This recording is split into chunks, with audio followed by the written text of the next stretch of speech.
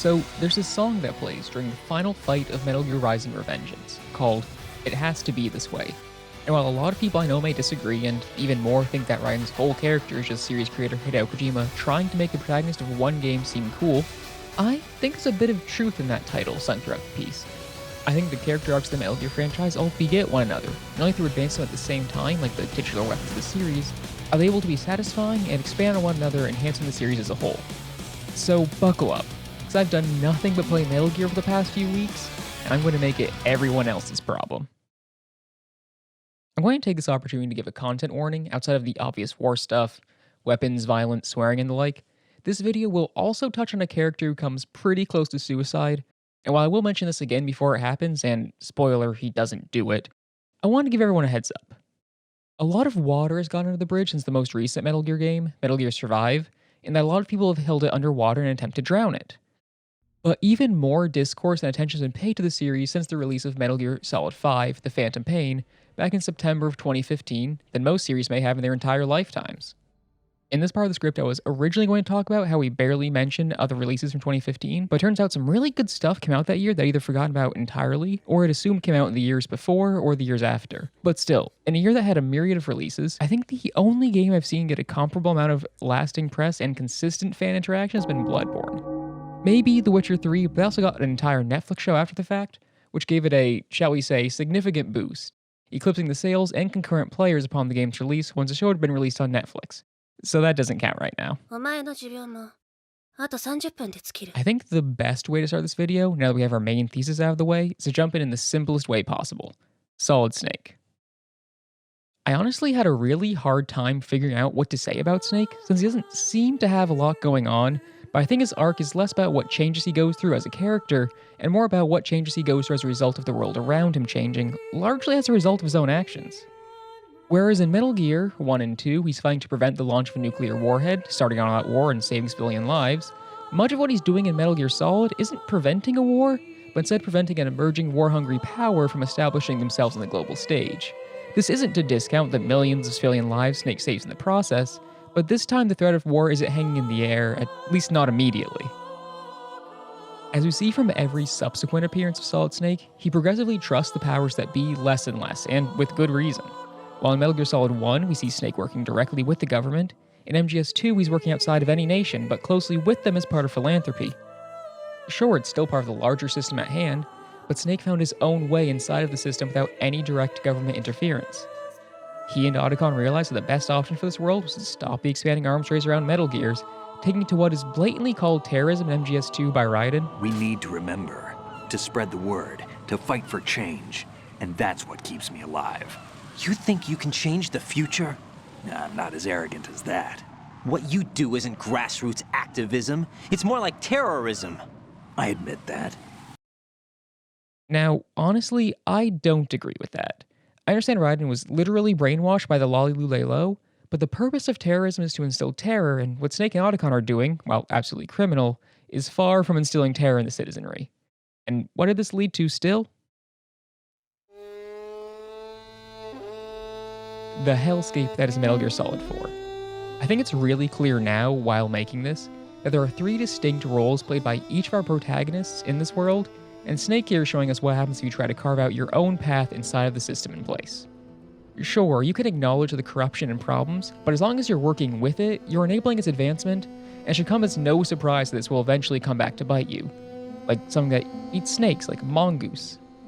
Or an ocelot. Not only does Snake set out to finally try and break the system, but he only begins doing so when he finds himself in a world that doesn't seem to have a place for him anymore. So he does all he can, which largely seems to just be following orders, the same things he's always done. And this isn't a dig at our boy, but a very real explanation of what he seems to be doing in MGS4, since Snake has found himself in a world that has advanced around him, leaving him behind. And honestly, it's to be expected. He all but stopped the large-scale nuclear arms race, but never even tried to stop the root cause of that arms race, so of course it has to advance, leading to nanomachines and super soldiers and Johnny. We'll talk about you someday. So we have this recurring theme that I want to touch on now and elaborate on later, being that so much of Snake's actions involve either killing his own father, Big Boss, the guy who oversaw his creation, Revolver Ocelot, someone trying to take his father's place, like Liquid and Solidus, or his father's body double, Venom Snake, who helped carve out the legacy of Big Boss. The concept of the sins of Big Boss affecting the world around them is pretty explicitly spelled out in the series in both the vocal track, Sins of the Father, and in a somewhat more subtle way in Guns of the Patriots, with Snake using CQC, his father's technique, forcing someone to drop an apple, referencing the original sin. It would maybe be more subtle if it wasn't literally set in a church and followed by a heavy-handed Christianity metaphor. Doesn't make much sense in context, but subtlety isn't the reason why I play Metal Gear Solid. Kojima is God. We now have this character who has spent so much of his lifetime following orders, but finds out pretty early into his own timeline in the games that he's been set up by the people above him, which is kind of the first main theme of the Metal Gear franchise. Each and every one of our protagonists is lied to in some way by the people around them. People whom they trust, people whom they love, whom they respect. While it may not always be for nefarious purposes, in fact it rarely is, the fact that these characters are lied to and are set up in the first place plays a huge part in all of the characterization. After being lied to about the purpose of his initial mission in Outer Heaven, Solid Snake goes out to the field once more, seemingly of his own volition, to prevent Big Boss from creating another military nation, this one called Zanzibar Land. It's here that we're more clearly introduced to our theme, the franchise meme, if you will, that breaking free of the will of the people who have manipulated you and fighting for your own ideals is the only way to free yourself from the shackles that, the man put on you. It's self-actualization in a more literal sense of the term, where our main cast, in figuring out who they are and what their ideals are, know what it is they want to fight for and become fully fleshed out characters in the process. By the time we meet Snake again in Metal Gear Solid, he's already retired. Hell, I think preventing 2 more nuclear wars has earned him that much. But here we are again, and who does he have to face off against other than his own former unit? The same one that his own father once led. Now in the hands of the man Snake will soon learn is his very own brother, who wants to take over the power vacuum left behind by their father, Big Boss. One of the biggest additions to Snake's character in this game comes by way of him pretty clearly outlining his ideals for Otacon halfway through, and to whoever he rides off into the sunset with at the end, and even to Grey Fox to an extent. Snake's been lied to and forced to do other people's dirty work for no small chunk of his life, and now, despite being a career soldier, Snake is fighting for some semblance of peace. Not to the same extent that he will in later games, but he is still absolutely preventing carnage, just by way of preventing one side from having the means to establish their army. We now have our opposing forces and the introduction we've seen to our gene meme theme, with 2 genetic successors to Big Boss fighting over who will be the mimetic successor, which honestly only Liquid really wants. Not as much as Solidus wants later, but Liquid is the one we're fighting here, all 14 polygons of him. Snake isn't really in it to win it, but I think it's pretty obvious to him that only one of them will be leaving Shadow Moses alive, and whoever that is will be regarded as the next Big Boss whether they like it or not. But, as we learned by the end, even this was a setup in its own way. Snake was injected with Fox dye as part of his mission prep by the Pentagon, which led to the sudden death of not only his former comrades, having been a member of Foxhound himself previously, but the arms tech president he was told he was there to save as well. Snake may have done everything in his power to avoid killing during the Shadow Moses incident, and he may have made a conscious effort to do so, but the powers that be really didn't care about his personal goals and values, and, as we would later learn, in trying to ensure that things went the way they wanted, they almost doomed the world. The biggest piece of characterization Snake gets is at the very end, when he makes it clear he's going to begin fighting for not only what he believes in, but he's going to move forward with his life rather than getting roped into missions that other people have constructed for him. As we later see in MGS4, this doesn't quite work out, but that is kind of the point. Going from the end of Metal Gear Solid into Metal Gear Solid 2, Sons of Liberty, we see that the only way Snake is able to reach his own goals is by working within the systems in place, ones that he can't escape, even if he does get to do it on his own terms for once, and he's able to coexist with the world as it is while trying to gradually move it towards his own goal through fighting, just like he always has. He's not going after the guys in charge, but instead preventing their plans from coming to fruition. By the time we see Snake in Sons of Liberty, he's fighting solely for his own ideals to improve the lives of everybody else, even going so far as saying the group philanthropy. He's almost like the guiding superego for the world as it stands. Snake, Leo DeRocher said, win any way you can. Nice guys finish last. What about you, Snake? Is that what you think? Is there anything that you wouldn't do to stay alive? You should think about that, Snake. I should probably make it clear now that it would have been very easy to just apply the hero's journey to the actions of each character and call it a day. But Not only would that not add anything to the discussion at hand, but I think doing so would conflate an individual character arc with the overarching plot, which I really don't want to do here. I've had professors in college and hell, even a couple of teachers in high school who swore by Campbell, and some who hated his work, and some who willfully misinterpreted it to seem profound, and some who kicked me out of their class for talking about literary theory when we were supposed to be learning about psychology. Honestly, I think I've ended up somewhere outside of the Euler diagram of these positions. And I just have to accept the fact that many people who hear this applied once are going to apply it to everything even tangentially related to writing, but this is a rant for another lifetime. Now, before going too deep into Metal Gear Solid 2, we have something more interesting to talk about. The bisexual floating vampire. Also Big Boss. This is not my beautiful house. This is not my beautiful wife. To get a really firm grasp on what exactly we're seeing in Metal Gear Solid 2 and 4, and Rising for that matter, we need to look all the way back to Big Boss. I just made a comment about Snake acting as the superego, and that wasn't just a joke. In the context of Metal Gear, he's as much the superego as Big Boss is the id. These are two people, made very literally of the same stuff, who go in two totally different directions when faced with manipulation. Whereas Snake sets off to fight for his ideals in a way that doesn't involve taking center stage in a new age of nuclear Cold War negotiations and fighting directly against the very country that he was a citizen of, Big Boss does exactly that, even going so far as to work with the Soviets under an incredibly unconvincing facade as a way of striking back at America for its treatment of himself and his mentor.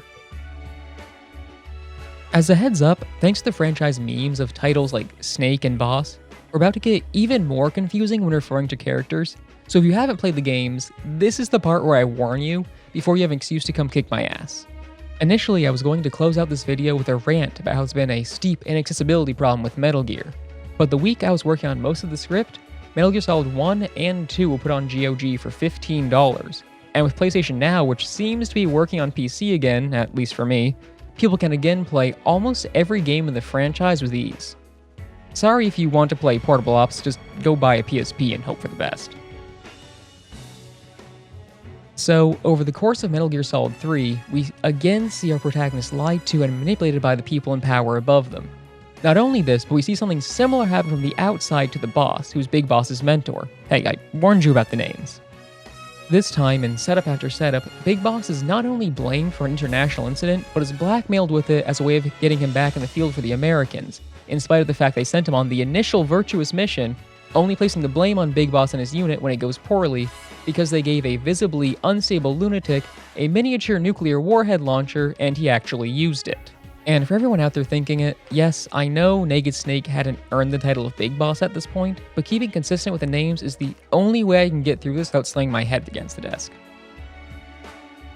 Unlike some of our other characters who have been victimized by the established powers that command them, Big Boss really is forced to do some of the most heinous actions, killing the person who trained him, who went so far as to extend her hand to him, but refusing her because he was doing what he thought was right, only to learn that she was offering a way to escape the very system that had set them both up.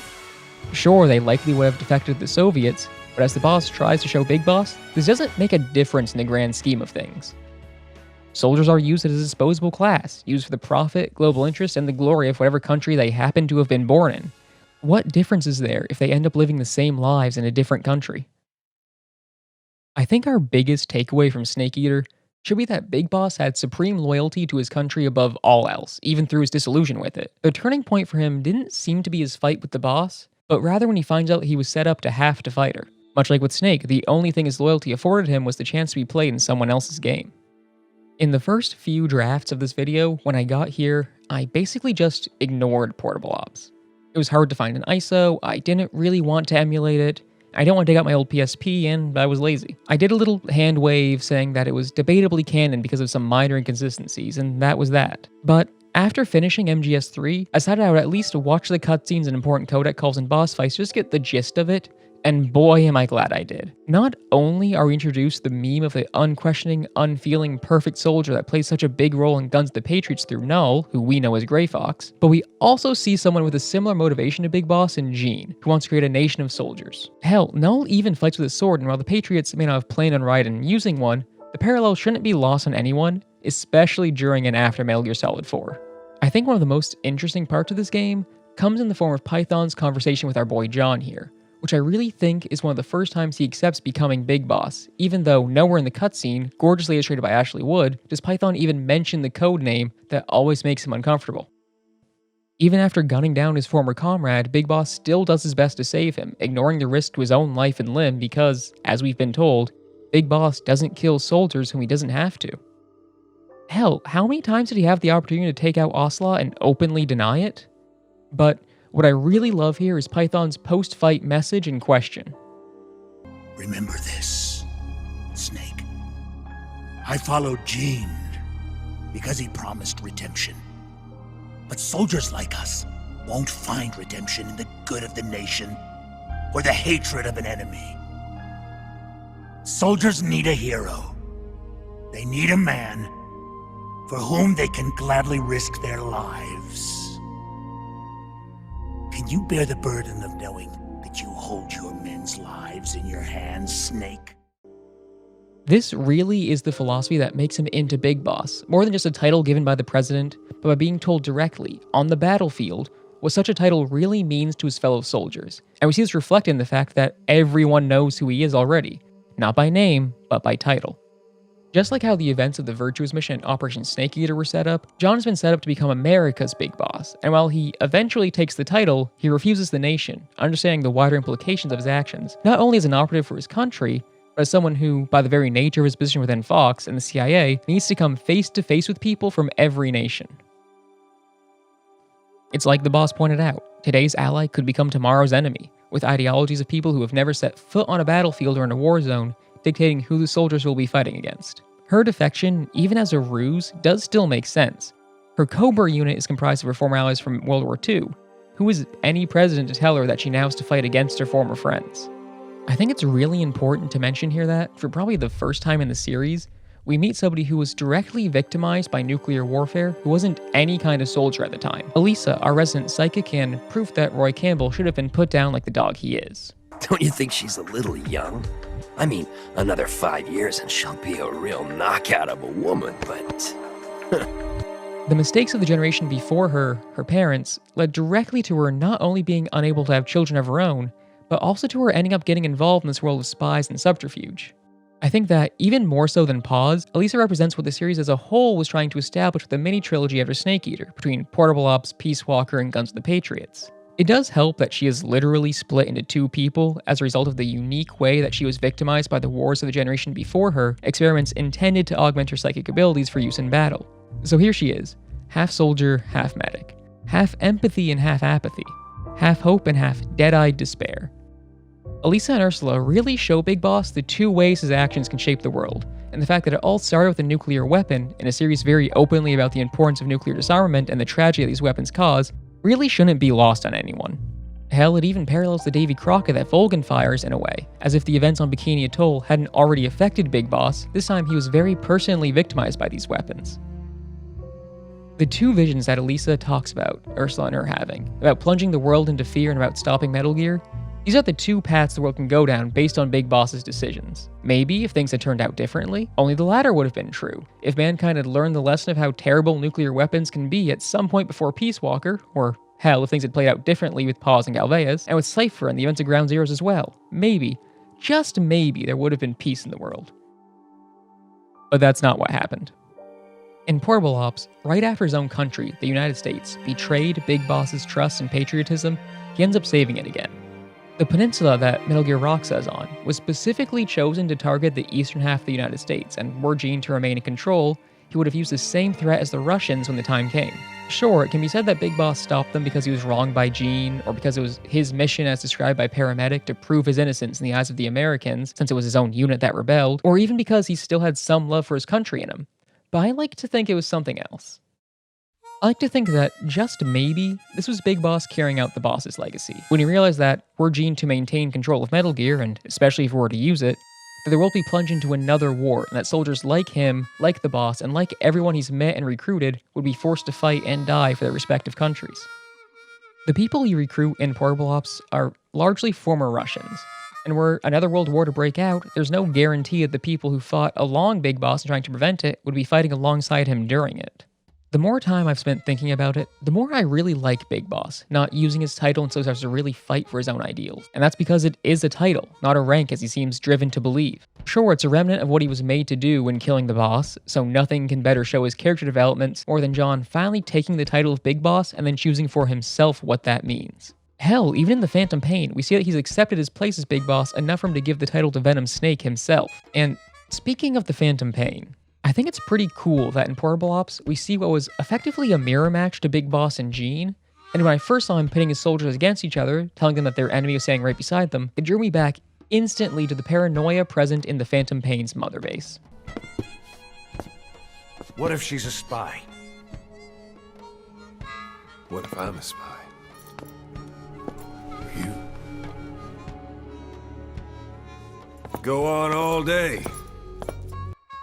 Jean is what happens when this type of status is used to control soldiers completely, and it serves as both a warning to Big Boss and a metric to gauge Venom Snake's downfall over the course of MGS5. We all knew it, but Jean and Venom Snake really prove that the boss was right. Maybe that's why Big Boss eventually sent Solid Snake to kill Venom, but who's to say? Portable Ops is, more than anything else, a game of reflections. We not only see how the events we know already are reflected in the past, with Big Boss's mission paralleling the events of the original Metal Gear, but we see the reflection of Big Boss's most famous outing, Operation Snake Eater, given new context with even further confirmation that it was all a setup. Do you really think Vulcan committed that terrible crime of his own will? What? It was all a setup. As time will go on, we would see that Ursula's control of Metal Gear Roxa, reflected in Metal Gear Sahelanthropus, and even the making of Raiden we know to be a reflection of Frank Jaeger, going even further beyond the obvious connection of a cyborg ninja that we can make with the knowledge of later titles, both in the series' own timeline and in games that came out after Portable Ops. Big Boss and Jean's interaction before their final showdown even parallels Solid and Liquid's fight atop Metal Gear Rex, and it definitely wasn't coincidental that it happens right after Elisa and Ursula tell Big Boss about his sons. Hell, this game even came out on PlayStation Portable, meaning that every time it loaded or someone turned it on or off, even just for a moment, the player saw their own face reflected back at them in the black mirror of the greatest handheld device ever made. Or you could have played it on the Vita. Why are we still here? Just to suffer? The final piece of Portable Ops really starts to cement the philosophy that we see Big Boss fully adopt going forward. The soldiers he sees, even though their own countries are enemies, fight with him to stop America from being nuked. Not because it's their mission, but because it's their belief.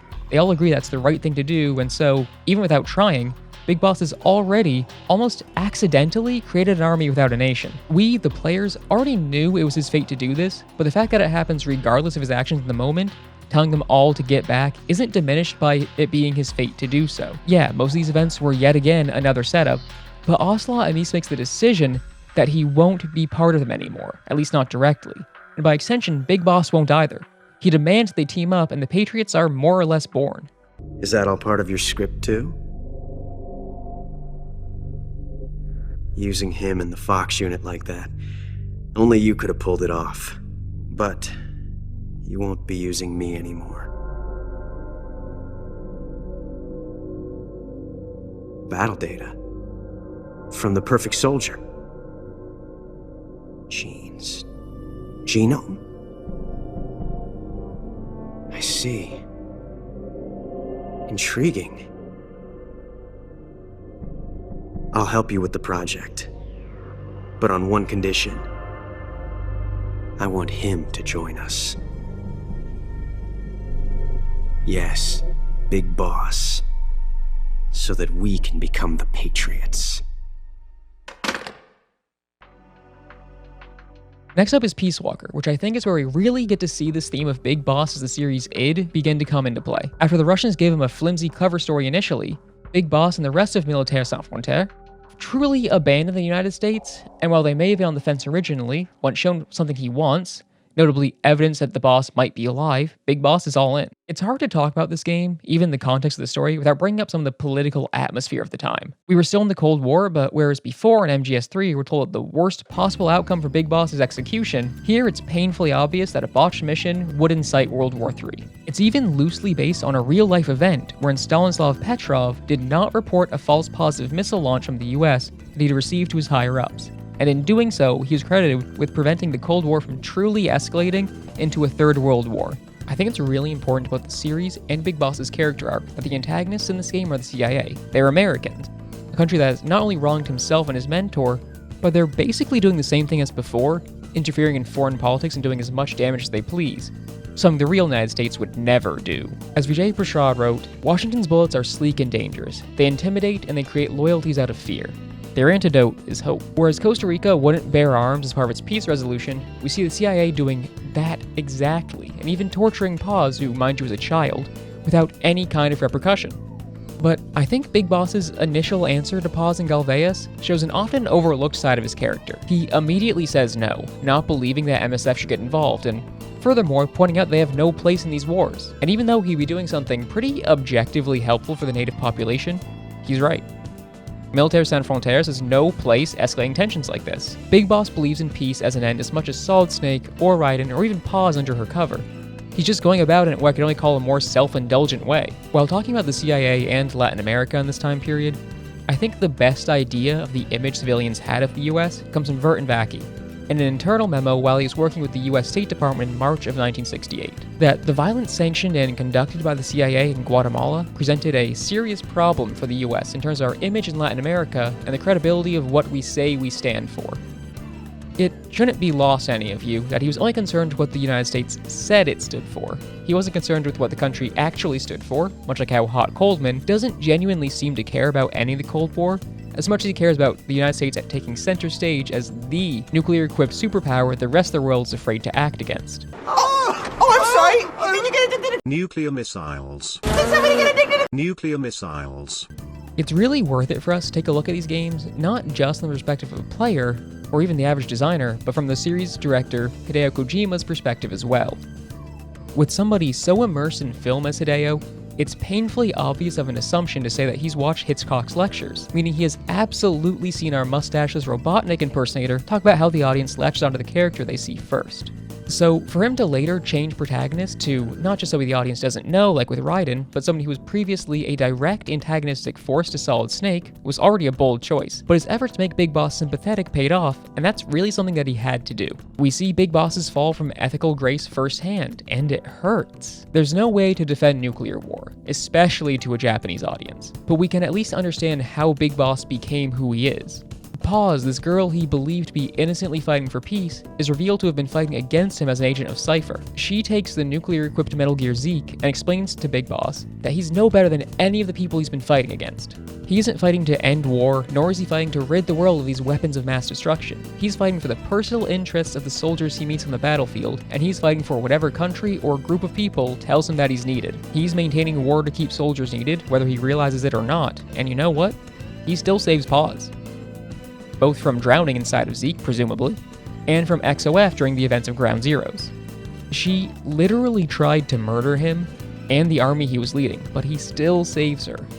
This could just be because she was the best source of information on Cypher, which honestly seems kind of doubtful, or it could be because Big Boss respects her as a soldier, which wouldn't be so shocking of a statement if she wasn't a literal child still. Much like Chico, who we see picking up a gun solely because he met Big Boss and who was tortured and ultimately killed as a result of that meeting. Whereas a large part of all of our protagonists' character arcs depend on breaking free of who they were set up to be, Big Boss's awakening is perhaps the most violent, again cementing his position as the id in this analogy. The boss's mission was one of peace above all else, but Big Boss refuses to embrace her methodology after the events of Peace Walker. Maybe his faith in her was actually shaken, maybe he had his own realization, who knows. What we do know is that it is the direct result of the Peace Walker incident, something again manufactured by the powers that be, that made Big Boss the warmongering legend the rest of the world knew him as. As anyone who played Peace Walker can tell you, Galveas was in league with Hot Coldman from the CIA the whole time, up until his honestly predictable betrayal. Even though Coldman isn't currently in power when we see him, he still seems to have the resources that he had before, and he still very much chooses to represent America, even after his own country removed him from his post as CIA director. In a way, he moved parallel to Big Boss, but in the opposite direction. By setting up an event that failed to achieve his goal, he was forced to work in the system that existed already to try and get it all back, instead of accepting what had happened and refusing to work as part of that system ever again. This, I think, obviously is a big part of the change we see in Big Boss and Guns of the Patriots. A little earlier I mentioned Militaire Sans Frontières, and I want to expand not just on what that literally means, soldiers without borders, what that means in the context of our story and characterization.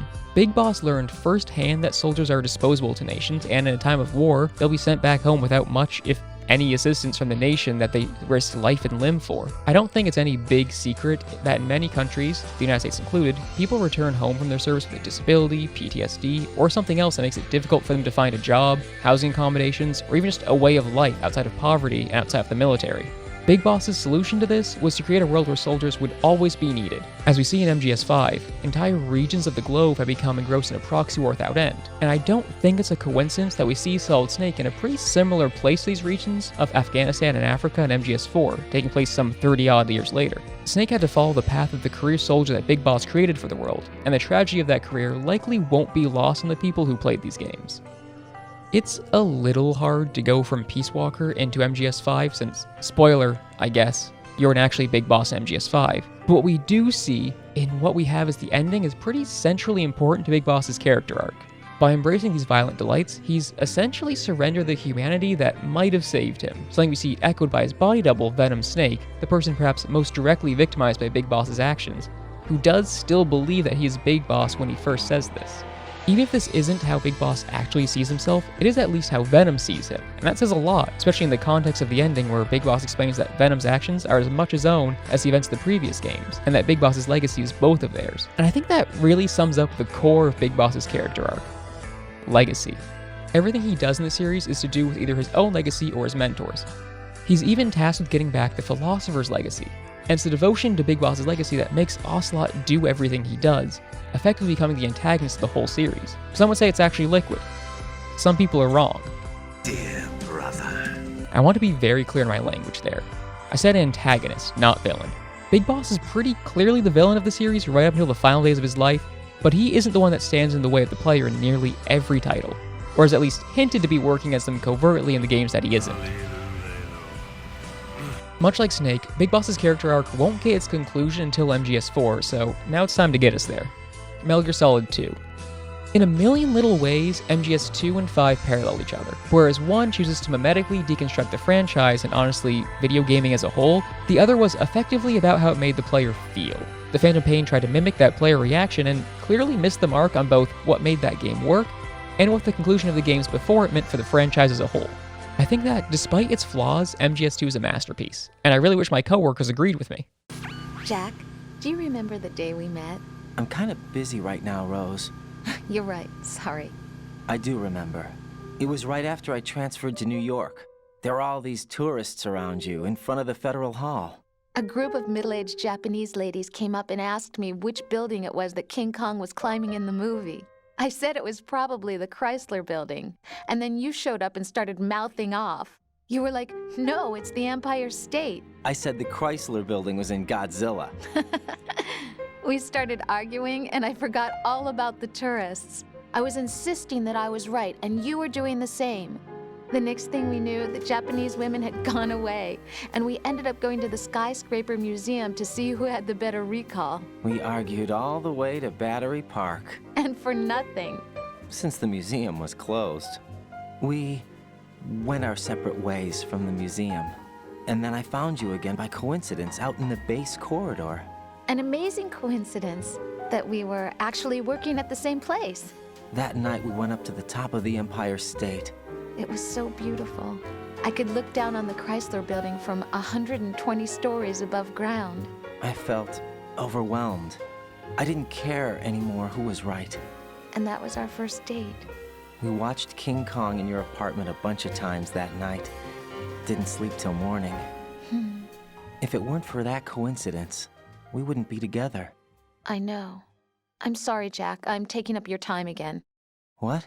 Take care. Now, we have this character with perhaps the most backstory in the entire franchise, Raiden.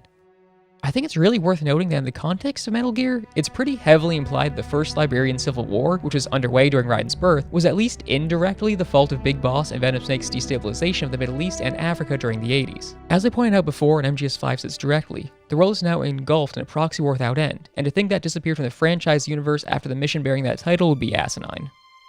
Much like how Big Boss made the world under which Raiden was born, his most direct clone, Solid Snake, served as Raiden's de facto godfather after killing his parents, much like Grey Fox and Naomi Hunter. To say that Raiden had a troubled youth may be a bit of an understatement. A child soldier forced to kill POWs and raised by Hollywood action movies, later being taken to America and pumped full of nano-machines by the Patriots while repressing his memories of early life before joining the military, which is very much implied to have not been his own decision.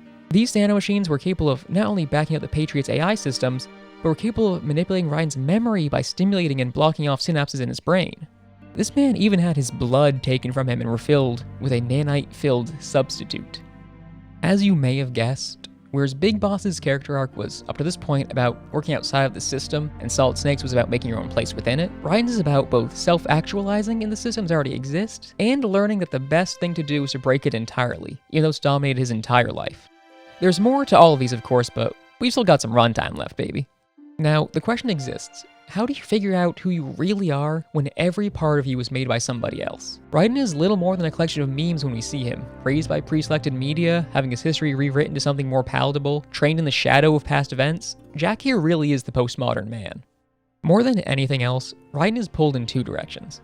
He could pretty easily align himself to follow in the footsteps of Big Boss, or even Ocelot, or hell, even Liquid. Or he could try to follow Snake and attune himself to that example, finding a place in the system where he's useful and can try to gradually push the world towards his own goals. If it wasn't already obvious, Raiden is our ego. Now, let's explain what that means. Freud gave us this wonderful model of the mind that's divided among three parts: the id, the instinctual desires; the superego, the part of the brain that moralizes and critically analyzes our actions and impacts; and the ego, the part that balances out these two competing factors and acts upon the resounding decision. Raiden has to balance both the fact that he is, for all intents and purposes, a living weapon, and the ideals he developed as a direct result of the Patriots making him that. When I made that comment about self-actualization earlier, that wasn't just a one-off. When we meet Raiden, we don't even meet him as Raiden. We meet him as Snake, a mimetic successor who was even trained in a recreation of his mission on Shadow Moses. While the Patriots' plan was revealed to be to control the flow of unregulated information, it was also still, at least partly, to create their own Snake, and they may have succeeded if the real deal hadn't showed. We see Raiden try to follow him too, just as he's been made to follow the Patriots' image of him, and this isn't something that really goes away until Metal Gear Rising. Yes, I'm skipping MGS4 for now, just roll with it, it's a big brain move. There's a really great little codex section about halfway through Sons of Liberty, where Raiden describes his image of what a person needs to be fighting for out in the field. He explains that it's more than just a sense of duty, but a sense of purpose, the ability to be fighting for an ideal rather than for a country. In a way, both he and Snake end up mirroring Big Boss when it comes to their feelings on nationalism, and I'm pretty sure that was intentional. There's actually a really great quote from the playwright George Bernard Shaw, which I think captures this too. Patriotism is, fundamentally, a conviction that a particular country is the best in the world because you were born in it. I don't think that it's lost on any major character in this franchise that the biggest difference between them and the person they're shooting at is simply where they were at the time. If Raiden hadn't been in Liberia as a child, he probably wouldn't have been present for any of the events of Metal Gear Solid 2.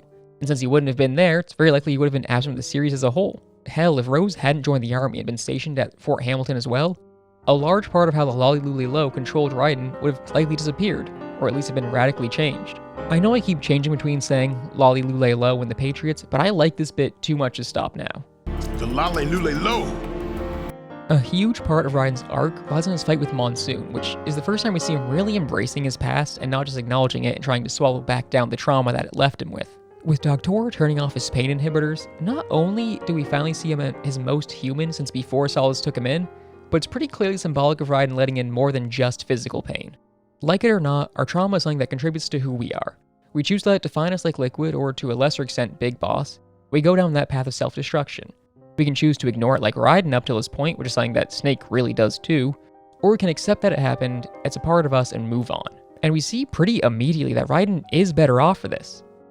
In a fantastic moment of ludonarrative synchronicity, we as the player get an ability that dramatically changes and enhances the gameplay, one that makes the fights easier by being part of Raiden's dark past that he again accepts as part of himself. My nature.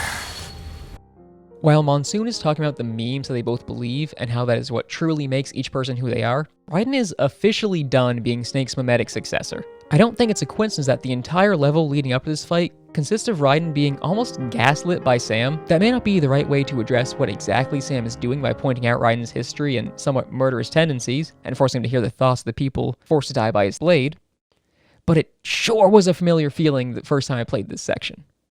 Just as he's been helping Blade Wolf figure out himself, Raiden has to develop a clear picture of who he is to actually help others, not just who he wants to be. More than the political stakes, Raiden knows the personal stakes, seeing all the kidnapped children who risk becoming living weapons like himself, who stand to lose not just their past, but their capacity for free will as well. Raiden leaves the PMC he was working for at the start of this mission, not only because he's going to be breaking into a corporate office and doesn't want his friends to get caught in the crossfire, but because he realized that he's been enabling this system and playing directly into it. The only reason he's fighting against these cyborgs up to this point is because they've both been paid to do it. But before we get to the end of this game, we finally have to talk about Metal Gear Solid 4. Time has come to an end. Yeah, this is what nature planned.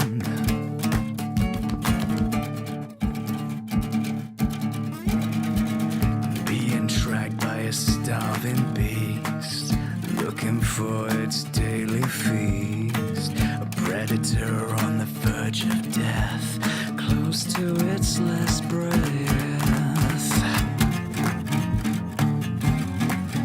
Getting close to its last breath.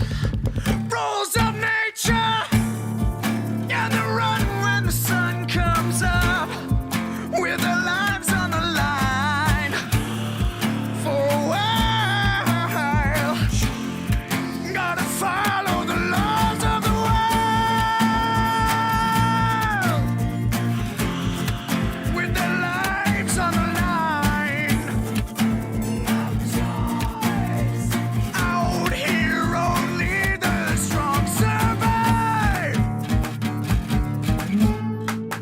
What's done is done. Survive to see another day. The dance of life, the hunter and the agile prey. No guarantee which of them will succeed, strong or weak.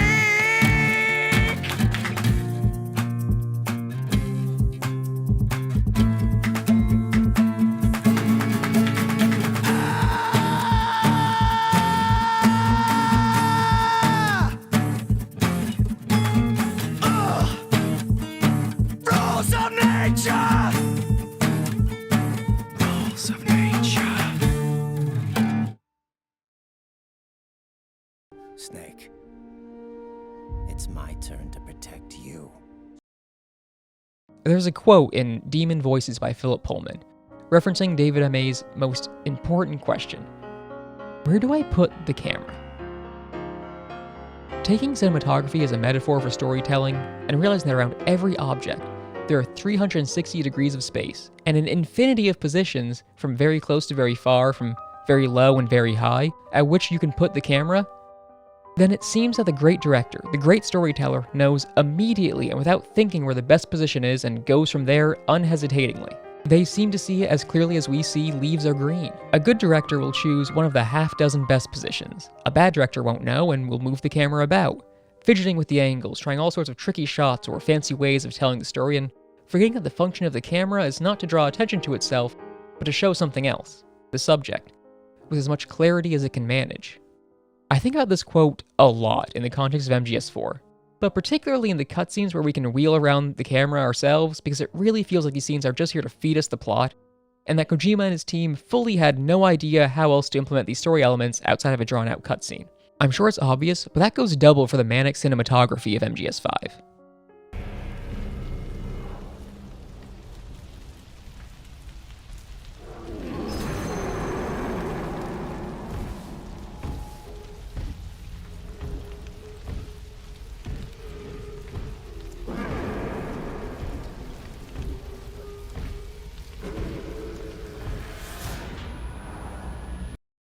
I think the biggest plot problem is that 4 is pretty clearly meant to wrap up the series, so every single notable character gets their moment. Snake and Ocelot get their fight.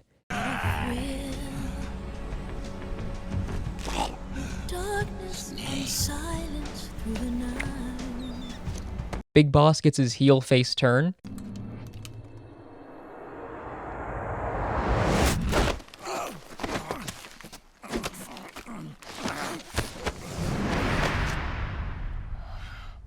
Raiden gets a forced happy ending. Like a scene from Beauty and the Beast. Johnny shits his way into marriage.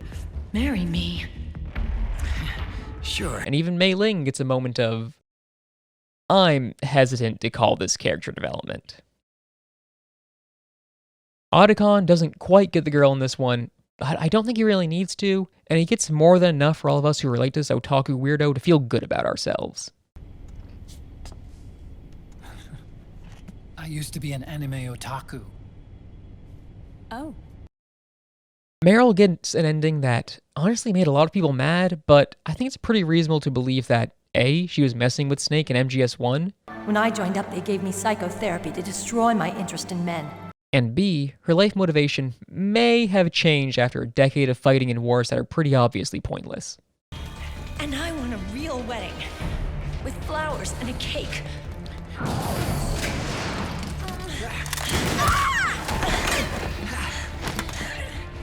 It's been my dream since I was a little girl.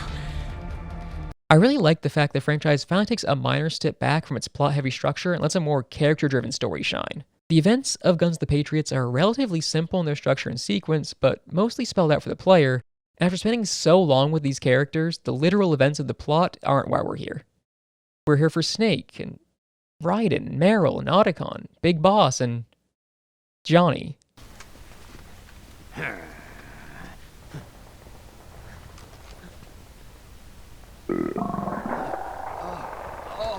What is your problem?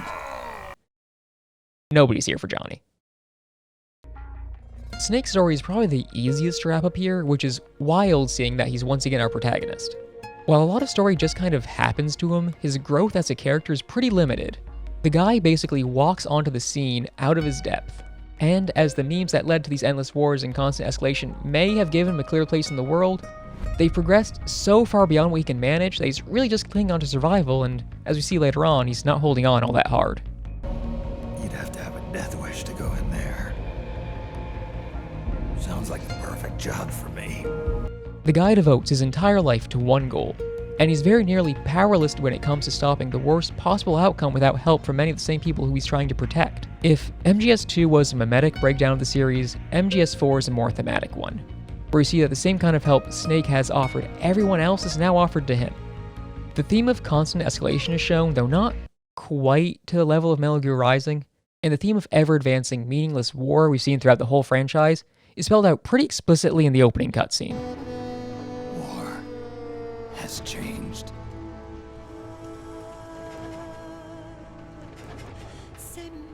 It's no longer about nations, ideologies, or ethnicity. It's an endless series of proxy battles fought by mercenaries and machines. War and its consumption of life has become a well-oiled machine. War has changed. ID tag soldiers carry ID tagged weapons, use ID tag gear. Nanomachines inside their bodies enhance and regulate their abilities.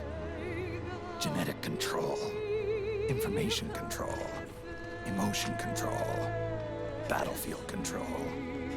Everything is monitored and kept under control. War has changed. The age of deterrence has become the age of control. All in the name of averting catastrophe from weapons of mass destruction.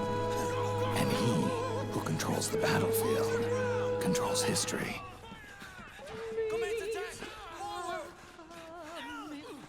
War has changed. When the battlefield is under total control, war becomes routine. If the arc words of the first three games were gene, meme, and scene, then MGS4 should pretty clearly be theme.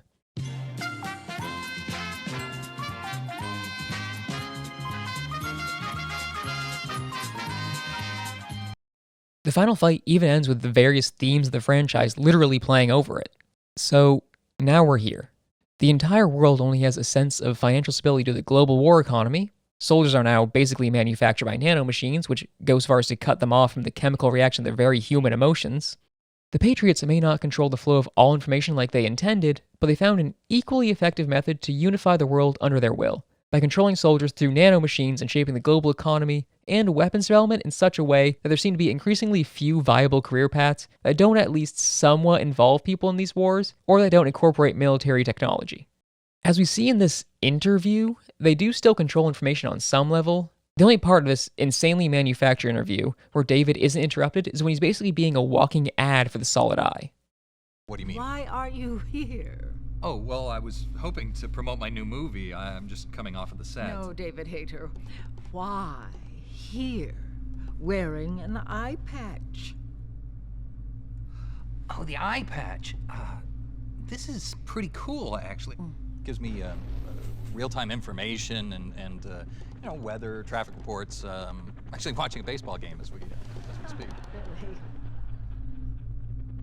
What drives you? What are your dreams?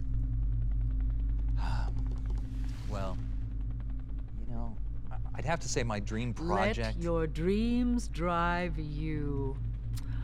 Oh, a message of hope to today's young people from David Hayter. I never actually said that. So, Snake is out of his depth, and the last thing he wants to do, like always, is ask for help. And honestly, I can understand that. I think Kojima was kind of onto something here with him repeatedly denying help or even letting the people he cares about go into the field after he gets severely wounded.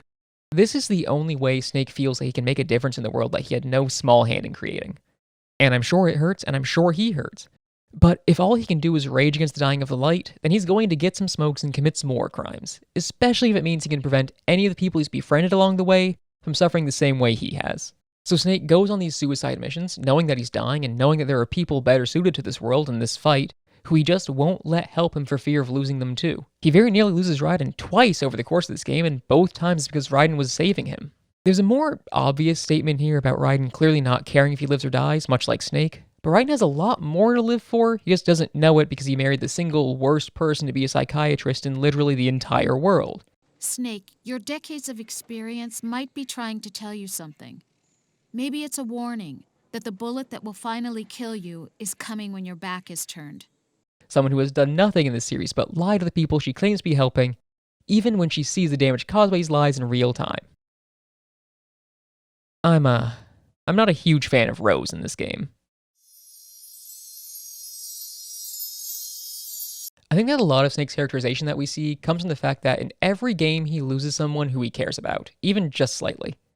Hell, he lost Grey Fox twice, and it's abundantly clear in MGS1 that he wasn't over it from the first time, and now has to relive that moment in vivid Technicolor detail. In MGS2, we have Olga, who Snake knows has been forced to do terrible things to keep her daughter alive, and when she finally tries to do the right thing, she isn't given some grand reward for her actions, she's killed by Solidus regardless.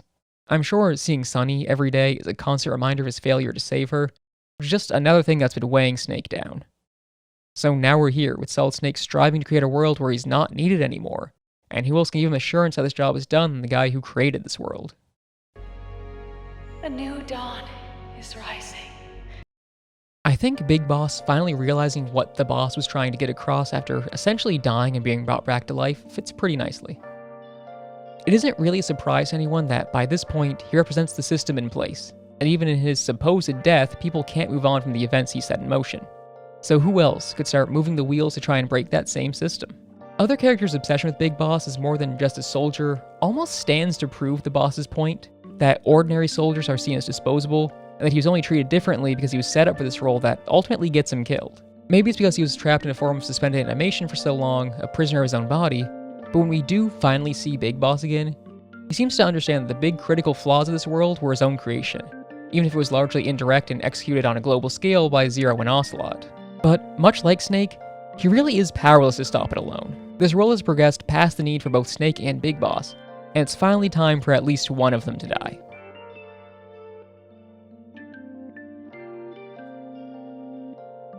I don't think that I can approach this cutscene anymore without talking about the elephant in the room. I know I put a content warning at the beginning, but we're about to get in some graphic images of a man close to committing suicide, and I want to give a warning.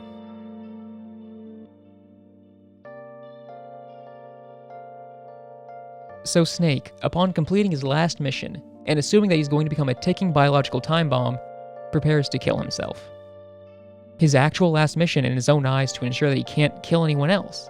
I think that a lot of the people I've spoken to about this part really haven't been in a situation where they see this one way out as a big glowing exit sign, something omnipresent and, at times, impossible not to notice by its very design. I can understand Snake's thought process here, and I'm sure Kojima could as well, which is why I think Big Boss telling him that he doesn't have to do this is even more impactful than seeing Snake's death would have been.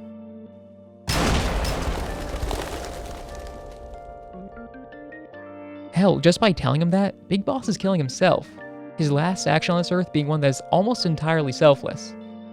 So Snake finally gets that retirement he's earned after every title in the series and that he only briefly got to enjoy before. Honestly, I know the scene is cheesy, but having Big Boss himself show up and try to dismantle the system hits me in a certain way that a lot of other parts of this game really failed to.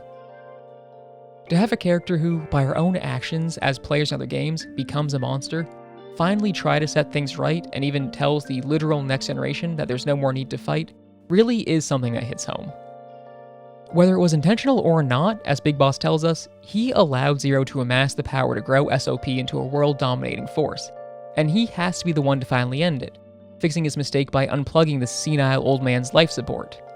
I'm taking it upon myself to send Zero back to nothing.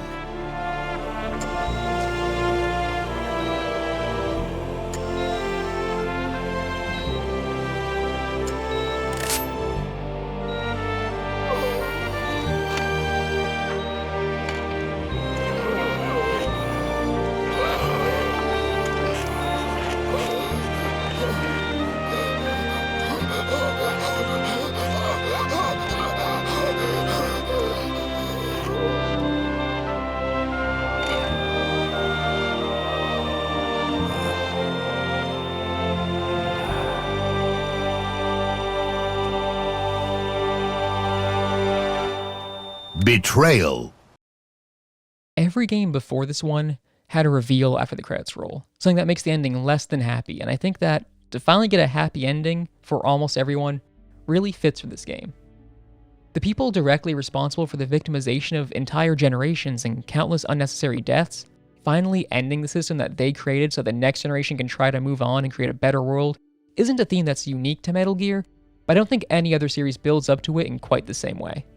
You'll notice I said almost everyone. That's because our boy Jack here has one of the most tragic endings I can really think of. He's back with a woman who gaslit him and was part of now 2 elaborate lies that were, as we're told, for his own good. He feels like a monster, missed a huge chunk of his son's life, and there's really no way he can find a place for himself in this new world that doesn't involve fighting. He doesn't get to enjoy the peaceful life he fought so hard for everyone else to have, but he doesn't have anything else to fight for yet. I don't believe there was a huge plan involving Venom Snake in the plot of these games before the development of the Phantom Pain, but if there's one thing that Hideo Kojima as a director is excellent at, it's recontextualizing things in post. I think it's pretty cool that Snake isn't going to kill himself where Big Boss is supposedly buried, but what is likely where the remains of Venom Snake are, perhaps the person most victimized by Big Boss and Ocelot, who lost his entire life simply to become a phantom of a man who wished to work in secret and who was killed by a son who was never his own, and who was nearly killed by another of the sons of Big Boss, seemingly only stopping because of the respect he had for the child soldier, and his own sense of morals that overtook even his pity. The horrible things Venom Snake had to do in the name of Big Boss couldn't be ignored by history, so instead they became the stuff of legend, part of a legacy that changed depending on the context under which it was told, and whichever unreliable narrator was telling it. Venom was a man who lost his entire life because of the sins of Big Boss and Zero, and Snake is in a pretty similar situation, 2 imperfect copies of a man who ruined their lives. A lot of the people I've spoken to about this ending thought it was too happy, and initially I agreed with them. But in all reality, it's no less tragic just because we have 1 less dead body. All of this is juxtaposed with not only Meryl and Johnny's wedding, a happy ending that denies a lot of people the wish fulfillment of still wanting Snake and Meryl to be together after the events of MGS1, but it also comes to the realization that much of these events were still a setup by the Patriots. Drebin was working with them all along, with the gun launderers being factored into the system at play, and he was even under orders to help Snake and Rat Patrol, who had no idea they were working for the Patriots even more directly. Take down Ocelot. The Patriots' AI simply hadn't planned around the conclusion brought about by their needless escalation of this permanent arms race, that the Patriots themselves would be effectively shut down by the daughter of someone they were pretty directly responsible for the death of, no less, based on the work of someone they had one of their agents kill. And Sunny manages to not only take out the AI units that are now running the Patriots, but managed to do so without the worldwide chaos that Ocelot had predicted would happen in the wake of removing what was essentially running the world. Back when I first went through MGS4, I also believed this was too happy. That there should have been some causes action. That we could have had a nice moral about the next generation rebuilding society, and that it was okay to let go of the past, even if it may hurt us in the short term, as we will once again have to find out what defines us. But now, I think this happier version of events makes sense. The Patriots did everything in the shadows. Most of the world's population had no clue they were being influenced by them at all, so it's fitting that the Patriots should be removed from history without a huge trace, only being regarded as a footnote by conspiracy theorists and causing ongoing PTSD. It isn't even obvious that the general non-soldier public was aware of their existence, or the soldiers themselves, to be honest, as they couldn't even hear the word Patriot until after they were shut down. The Patriots don't get to claim any kind of credit for any of the good that came about as a result of their actions, and that's how it should be. Sure, people will still largely be kept in the dark as the previous nature of their world, but this also means there won't be any resurgence or attempts to rebuild the Patriots by people who preferred things the old way. Even Armstrong in Revengeance seems less concerned with recreating the Patriots and more concerned with living his ideal life in the wake of what they had left behind. So, where are we now? Africa's just getting a bit too peaceful. What? Business ain't been the same since they shut down SOP. A clean break from the war economy. Huh. Well, some of us like that economy. How's an honest warmonger supposed to make a living? I honestly think it's kind of great that Raiden doesn't meet Big Boss, or even Snake again after the events of MGS4. Sure, Big Boss somewhat discounts his actions on the world stage and largely blames Zero, and it is true that he shouldn't alone shoulder the blame of making the world the way that it ended up, but honestly, him meeting Raiden wouldn't have taught Big Boss anything that he hadn't learned already. I think one of the biggest takeaways from Metal Gear Rising isn't anything to do with Raiden's character development, but really the state of the world after it was supposedly put on the right path after the game that came before it. Things still aren't stable, but there are efforts to get it there. But much more importantly, is the fact that the echoes of the Patriots are still around. Sure, being the shit out of an old man on top of a boat was cathartic, but it didn't ease all the problems of the world, and try as he might, even Zero didn't have the level of direct control over the Patriots. That would mean they would all stop the moment he was removed from the equation. Little math joke for you there. Our final boss is effectively another Patriot. The events of Guns of the Patriots didn't really stop things from going back to how they'd been for the last half-century, and who else but Raiden is capable of trying to stop that? He never found his own way inside of the existing system and could never work alongside it. He's very literally made of different stuff than both Big Boss and Solid Snake, and it shows in his approach. His only option is to break the system entirely and replace it with one that can work towards peace. We see this at the very start of the game, with Raiden working as a bodyguard for someone trying to bring any semblance of peace to this world, and it's pretty direct messaging for him to be killed by a private military company working for people who stand to profit from further conflict. And by the end, we see Raiden free of anyone else controlling his actions in the slightest, intent on breaking what's left of the system to prevent it from ever going back. All that being said, Armstrong does make it clear that he wants to use war as a business to end war as a business. Changing the world from a system where wars are constantly waged and extended to make the rich richer, to a system where wars are waged on beliefs and ideals. But his idea of a better world really only benefits those currently in power still. A laissez-faire set of rules doesn't give everyone a level playing field, it just allows people who already have power to pretend they earned it themselves, and use that as an excuse to abuse and belittle those below them.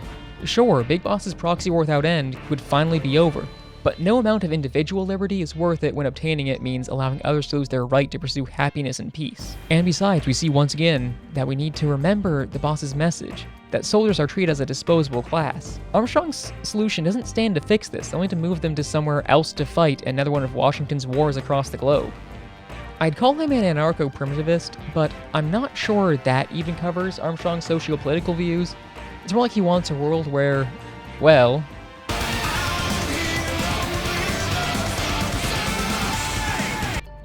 he makes it clear he wants to let people just kind of have at it. Not only as a whole when it comes to war, but individually as well, feeling justified to fight and even kill each other over their own beliefs, just as another part of their day-to-day life. Senator Kaczynski over here doesn't really grasp that this won't fundamentally shake out the power structure of any first world country, and if he does, then he doesn't seem to care. Maybe it's because he's more loaded up with nanomachines than even Vamp was. But for a guy insisting on forcing people to fight for their own beliefs, he doesn't seem all too thrilled when Raiden does exactly that. And he does have to do exactly that.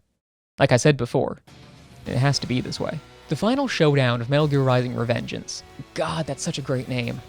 Might be one of the first times that Raiden is genuinely fighting for his own beliefs since maybe the period between MGS 2 and 4, and even then he only really seemed to be following someone else's ideal, trying to follow the example of Solid Snake, even though that put this grumpy bandana-wearing old man on a road that nearly killed him, and didn't allow the world to heal until he changed his own personal mission. Here, the stakes may not be necessarily higher. There's no worldwide PTSD awakening, there's no madman with the only working weaponry on the planet holding every nation hostage. This game's finale really is just a war of ideals. I almost wrote here that it was the first time since the boss was killed, but honestly and tragically, Big Boss wasn't fighting for his own ideals at the time. Like it or not, this is a fight that really only Raiden can have. Not just because he's capable of suplexing a whole mech, but because he's the only character who figures out how to fight for his own ideals before the end of his life.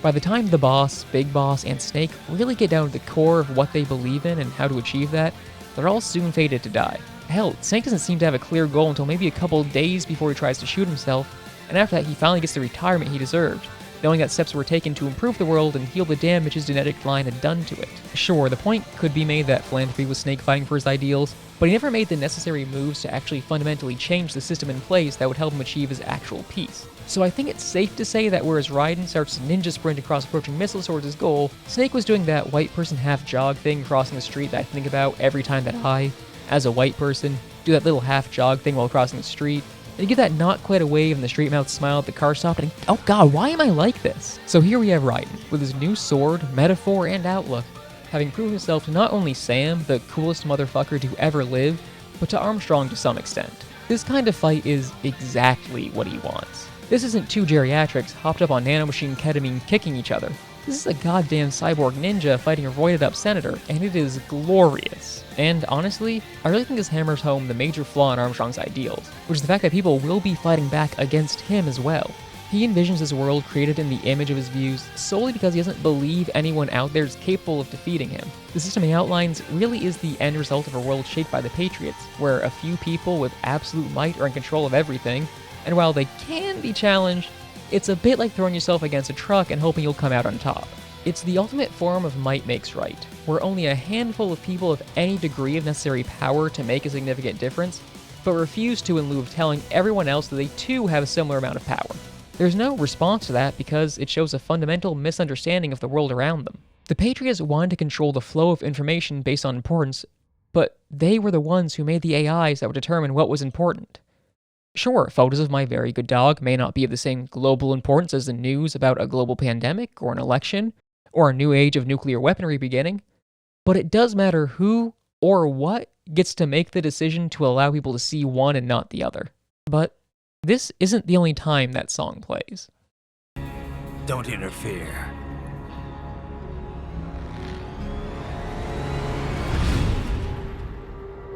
This is between us.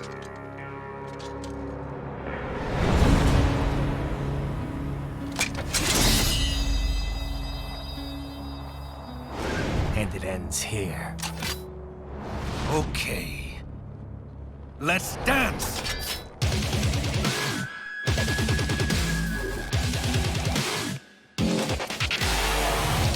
Just you and me.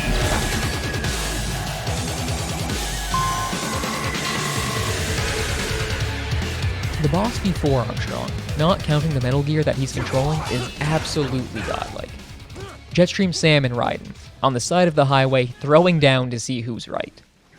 As Sam tells Blade Wolf, after 2 years of setting all this up with Desperado and World Marshal, Raiden made him question the whole thing. So the only way to convince himself, seemingly, is to finally fight Raiden, who he nearly killed before, and whoever walks away is the one who was right after all. I think Sam is walking into this knowing fully well that Raiden is going to kill him. As we've seen throughout the game, Raiden has something to fight for, his ideals and beliefs, while Sam really was just hired to do this.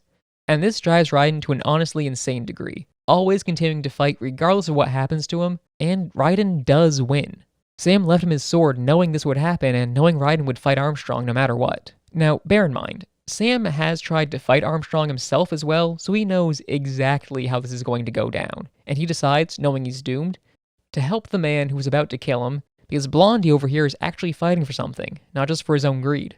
I've talked a lot about the systems in place in this video, and I honestly think it's the best way to explain the world of Metal Gear. While all of our protagonists find themselves fighting against it at least one point in their lives, none of them seem as if they're capable of finishing the job in any way that matters. Even if they might be able to, Snake and Big Boss don't seem too interested in removing what makes the world what it is until they find it unlivable for themselves, and they don't try challenging the systems as they're developing and advancing. I don't think it's a stretch of the imagination to say that the people in this world understand that something is fundamentally wrong. Hell, even in our own comparably pretty tame hellscape, we see people from all over echoing that sentiment.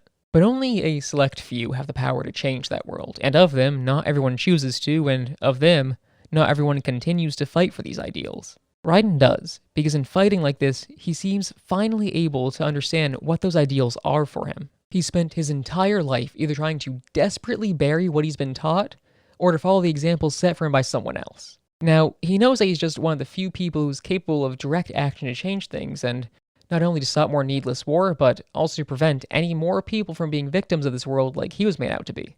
Every part of his life, up until now, has been a reflection of the actions of someone else, from being a child soldier in a war created by Big Boss and Cypher, to being made into Snake's successor in an elaborate setup, to being made into a cyborg entirely against his will, even having to fight for a PMC since he can't find any other place in this world because of the unique ways that he's been victimized by it.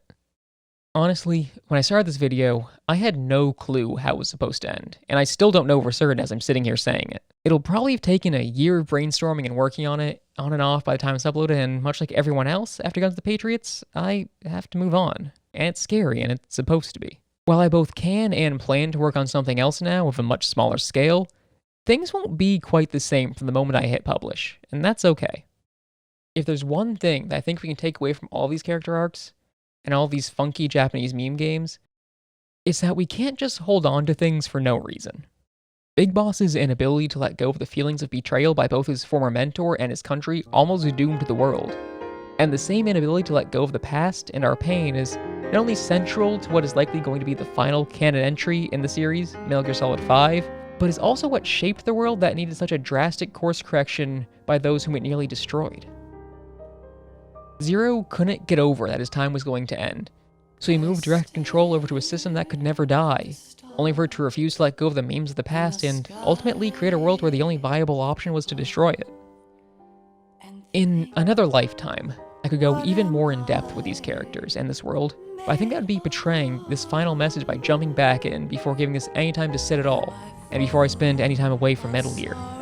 I didn't even mention the microwave hallway, but I don't think I have to. Not now, anyways. So I've got one final transmission by codec for you all, on my own frequency. It's okay, and honestly even necessary for us to let go of the past. Sometimes we need to change how we address it, acknowledging it before we can move on. Sometimes we need to let these memes of our past die. Sometimes we need to understand that things aren't working and fight like hell for them to change. And sometimes we need to acknowledge that we've caused pain for others in our life, and try as we might, we don't get to decide when or if it ever gets fixed. I can't say goodbye to yesterday, my friend. I keep holding on till the end. Out of the darkness, there is no other way than the light leading to yesterday. It's there that I'll find inner peace, not war, and dreams that I let slip away. I'll find the joyfulness I'm looking for way back in yesterday.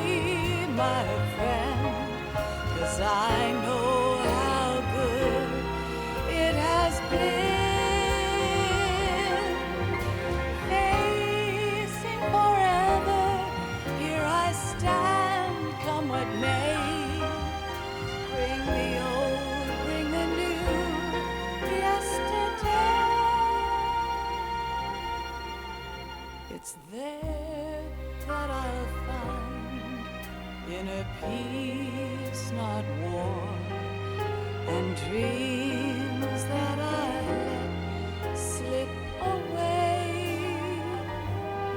I'll find the joyfulness I'm looking for way back in yesterday.